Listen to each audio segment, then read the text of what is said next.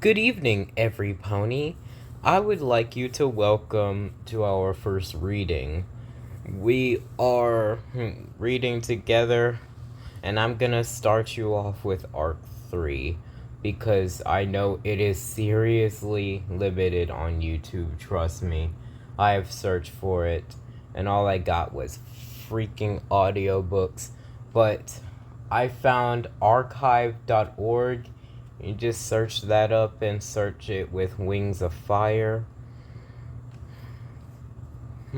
But today I'm going to supply you with the full version, including the reads. I'm going to start with the prologue and chapter 1 today. There's 297 pages. So this should last weeks. And we're going to do this until we finish Arc 3. So, also, after that, we're gonna move on to the winglets and the legends. Because I'm a fanatic, and maybe you might be too. Maybe you'll find your cutie mark. Okay, let's begin. If you are flying directly into a hurricane, it is probably useful to be a dragon who can see the future. Then again, if you are a dragon who can see the future, you are most likely far too smart to fly directly into a hurricane. And yet, according to Clearsight's visions, that was exactly what she needed to do. She shook out her black wings, which were already tired from how far she'd flown all morning and the day before. Her talons clung to the slippery, wet rock below her. Her scales felt itchy with salt from the ocean spray. Above her, the sun peeked wearily through cracks in the dull gray clouds. She closed her eyes, tracing the future paths ahead of her. In one direction, south and a little east, there was a small island with a warm sandy beach. Two coconut palms nodded together towards each other, and there were lazy tiger sharks to eat. The hurricane would pass it by completely. If she went there, Clearsight could rest, eat, and sleep in safety. Then she could continue on in 2 days after the storm was over. But in the other direction, a long flight west and slightly north, the lost continent was waiting for her. She knew it was real now. When she left Pyria to find it, she'd half expected to fly all the way around the world and end up back on Pyria's other coast. No one was sure another continent even existed, and if it did, everyone knew it was too far away for anyone to fly to. Any dragon would tire, fall into the sea, and drown before reaching it. But Clearsight wasn't any dragon.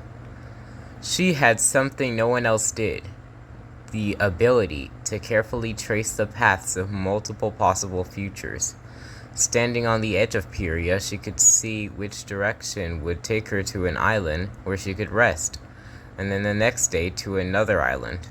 Shifting her course slightly each day, guided by her visions, she had found a trail of small islands to take her safely across the ocean. A gust of wind roared over her, splattering a handful of raindrops onto her head. The hurricane was almost upon her. If she didn't leave right now, dragons on the lost continent would die. Dragons who might one day be her friends if she saved them.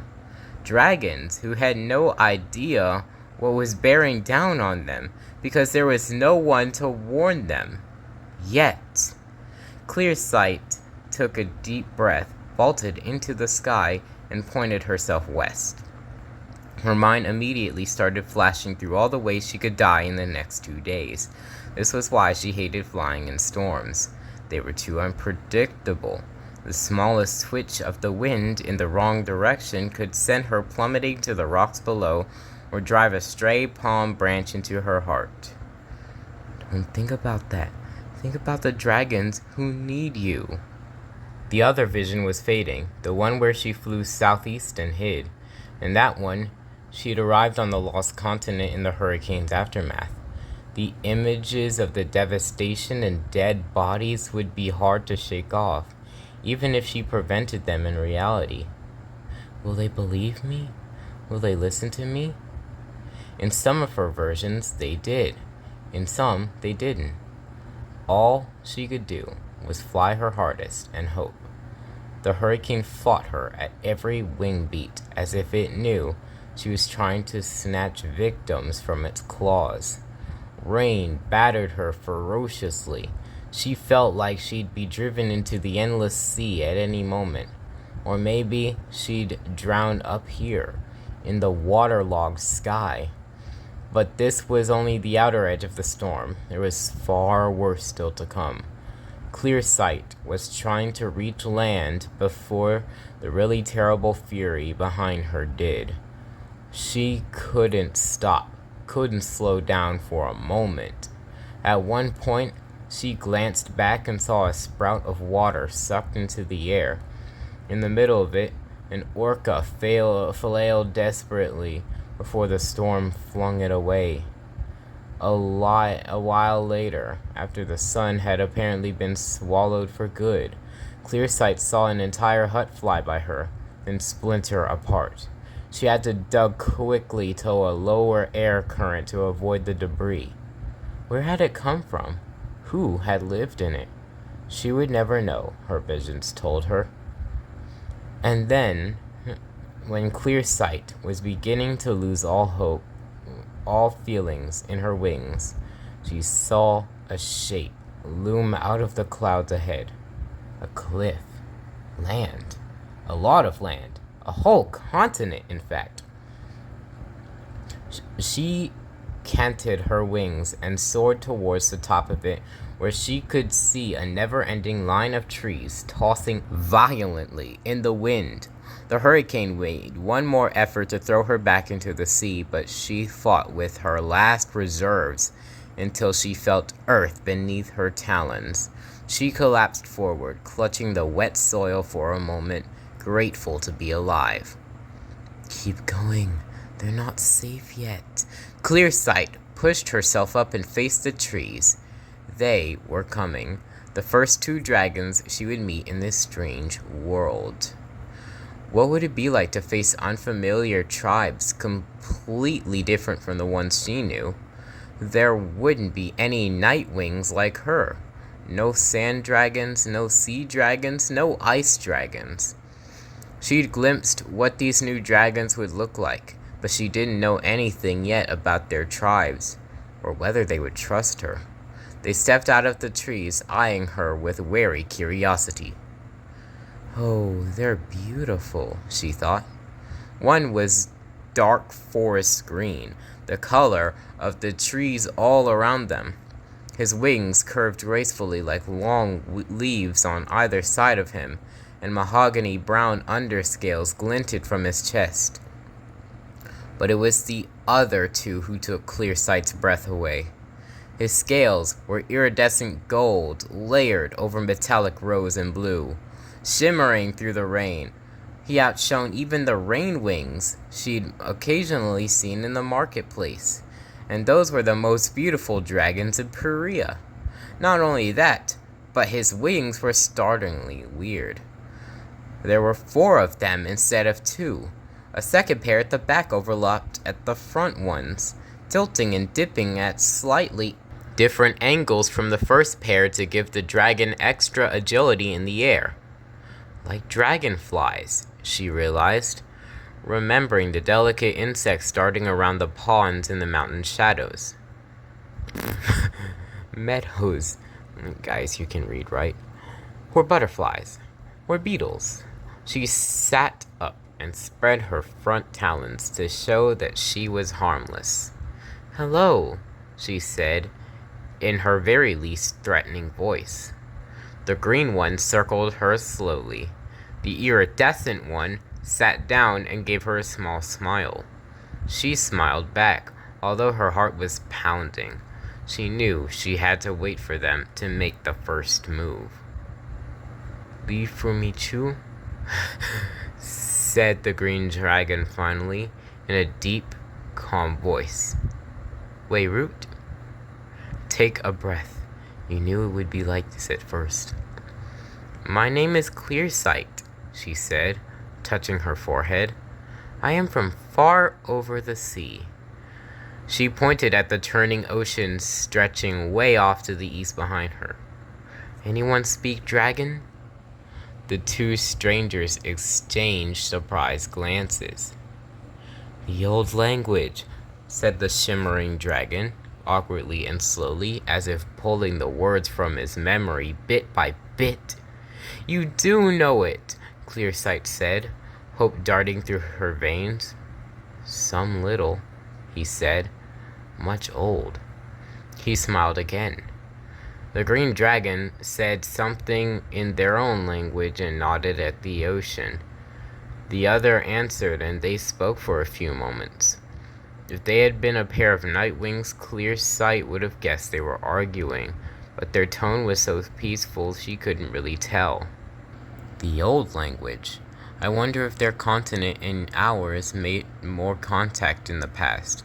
Maybe we will again in the future. I could teach them all dragon, especially if some of them already know it. That way, if any more Purians ever come this way, they could communicate. It was hard to imagine other dragons making the journey she'd just made, though. It was so far and depended on finding those small islands in such a vast sea. But maybe she could help with that. Not soon, though. Not while I feel any temptation to wake Darkstalker. I can't go back to Puria until I've forgotten him. So probably never. Why are you here down? The gold-pink dragon asked her. There's a really bad storm coming, she said as clearly as she could. Very bad. He spread his wings and looked up, smiling into the raindrops. See that? He said with a shrug. No, she shook her head. I see. She pointed to her head. I see the future. Tomorrow and tomorrow and the next day. I see all the days this storm kills many dragons. She waved her talons at the dripping forest around them. Rips up many, many trees. Both dragons were frowning now. Tree harm? Growled the green dragon. Twig Heartlost Splinter fall? But you can save them, Clearsight pressed on. The visions were crowding into her head. She was running out of time. She couldn't be diplomatic and patient any longer. We have to move, everyone. All dragons, far, far, far inland, as far as they can fly, right now, and wait until the storm is over. She turned to the metallic dragon. Her talons clasped together. Please, save them. The moment teetered, two paths waveringly possible. Finally, the shimmering dragon nodded. Move, all. We will do. He said something in their language to the green dragon, who nodded as well. The relief hit Clearsight so hard she nearly had to lie down again. But the dragons beckoned her to follow them, and they all took off, flying cautiously through the storm-tossed treetops. Dragons appeared between the leaves as she swept through the forest with her two companions, all of them watching her with startled curiosity. Most of them were dark green and brown with leaf-shaped wings. That's their name in dragon, she realized from a new cascade of visions. The Leaf Wings. But about a quarter of them were the other tribe. The other Clearsight didn't have a name for yet. And those glittered like jewels on the branches, the gold and blue and purple and orange and every color of the rainbow. She saw a tiny lavender dragonette clinging to a branch, and for a moment Clearsight was alarmed to see that she didn't have any wings. Then she spotted little wing buds on the dragonette's back and remembered, or foresaw, or remembered foreseeing, that the glittering tribe grew their wings a few years after hatching. Growing up wingless, that must be so strange. Clearsight's mind flashed to that other vision, the horrible one, where this dragonet had been one of the many bodies left in the hurricane wreckage. But instead, tomorrow the little dragon would wake up and chase butterflies in the sunlight, complaining that she wanted blackberries for breakfast. I saved her. I did something right. The green dragon called out in a booming voice like a bell tolling. Whatever he said, the dragons around them repeated it, passing it along. Clearsight could hear the echoes of other dragon voices rolling through the forest. She felt the drumming wing beats behind her as both tribes rose into the air and followed them to safety. "You save us," said the shimmering dragon, looping around to fly behind Clearsight. He smiled at her again. "You safe now, too." "Maybe I am," she thought. "I stopped Darkstalker. I saved Fathom and the Nightwings and my parents. And now I found a new home, with new dragons to save. I can help them with my visions. I can do everything right this time." New futures exploded in her mind. She might marry this kind, funny dragon, whose name would turn out to be Sunstreak. Or she could end up with a dragon she'd meet in 3 days while helping to clean up the forest, whose gentle green eyes were nothing like Darkstalker's. She could move in with an affable, very old leafwing named Maple, who spoke the old language. Or she could find her own tree hollow to live in. Or she could explore the new continent first and then come back here to build a home. And then there would be dragonettes if she wanted them. Clearsight felt a sudden, dizzying rush of love for dragons who weren't even eggs yet. Okay, this is getting weird. Little Jewel and Whip-Smart Tortoiseshell and Cuddly Orange. Who names their dragonet Orange? Sunstreak, apparently. They might have to have some conversations about that plan. And Commodore, the king of giggles. She would always miss the dragonet she should have had with Darkstalker, but she would love the ones that were coming with all her heart. And nothing bad would ever happen to them. They would all live the longest, happiest lives because she would be there, tracking their paths and keeping them safe. She would get it right this time. "Your root place," Sunstreak said, gently interrupting their thoughts. "Where?" She pointed back out to sea. "Pyria." She waved her claws at the continent around them. "This where?" she asked. He smiled again. "Pantala," he said slowly and clearly, and with evident pride. "The lost continent is real, and it has a name, and it's my home now. Pantala, here I am." And that was the prologue. There's a chapter every week, maybe 2 chapters if they are really short, sometimes even 3. But this is going to be the future of Wings of Fire Wednesday. I decided not to do the journal on the brightest night because it's so fucking awkward, and I have no more ideas, and I forget the plot. I really need to reread.